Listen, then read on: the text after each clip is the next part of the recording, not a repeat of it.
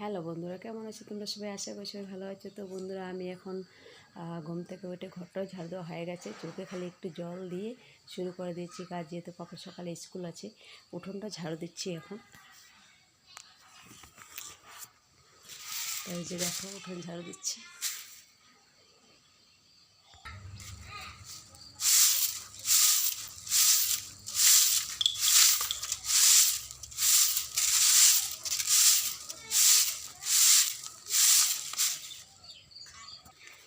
তো চলো, ঝাড় দেওয়া হয়ে গেছে উঠানটা। তো বন্ধুরা, এই যে দুটো আলু ভাজি তাড়াতাড়ি করে একটু ভাত বানিয়ে দিই, পাপা তাড়াতাড়ি খেয়ে স্কুলে চলে যাবো। আর আলু ভাজি খুব প্রিয়। তো বন্ধুরা, এই যে ভাত বসিয়ে দিলাম, এদিকে হচ্ছে আলু ভাজিটা হচ্ছে। তো ঘুমোচ্ছে, এখন ডাকতে যাব। ঘুম থেকে উঠবে, না ডাকলে উঠবে না।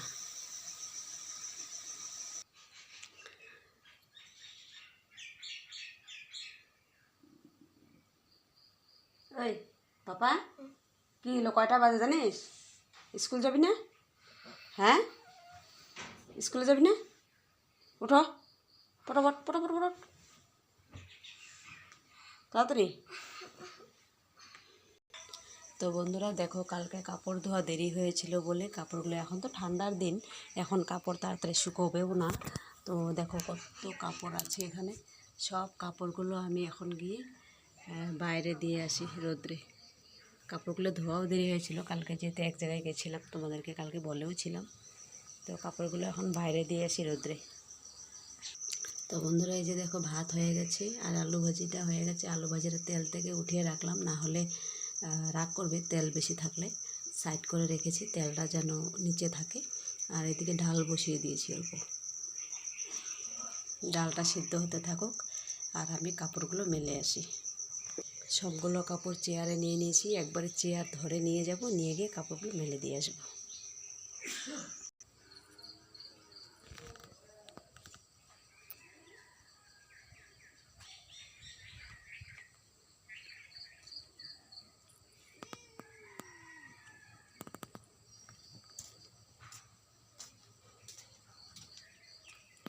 তো কাপড় মেলা হয়ে গেছে আমার।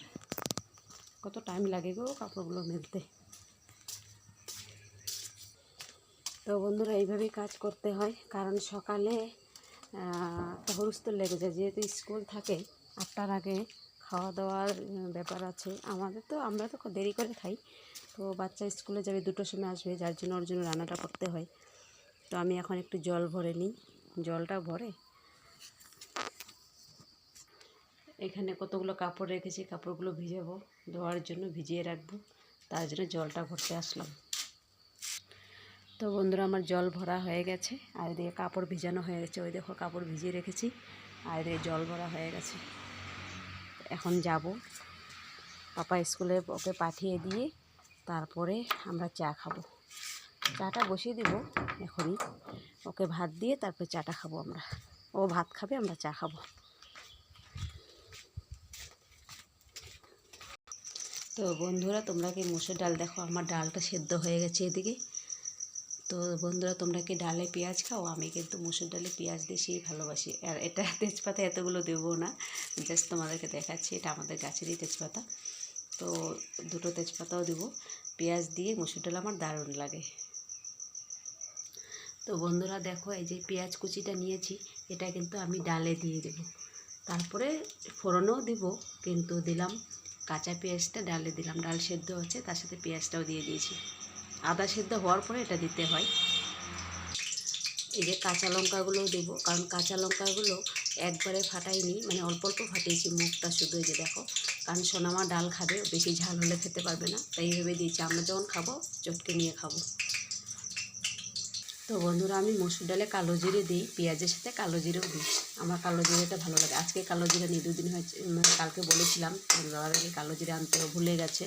তো আজকে জিরে দিলাম, জিরে পেঁয়াজ দিলাম, তেজপাতা দিলাম, শুকনো লঙ্কা।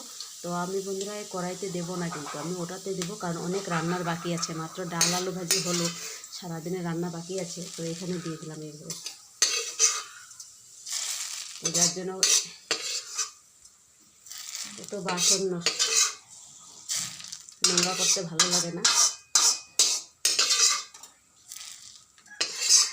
তার মানে এটা ভাজি করছিলাম, যার জন্য ওখানে ডালটা সেদ্ধ করতে বসিয়ে দিয়েছি, তাই ফোড়নটা আমি ওখানে দিয়ে দিলাম।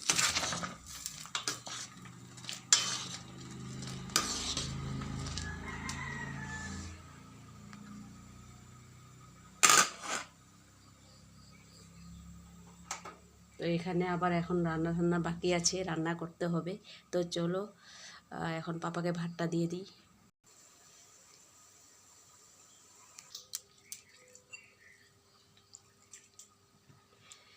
তো আমাদের চা হয়ে গেছে, চলো টাটা সবাইকে, চা খাই।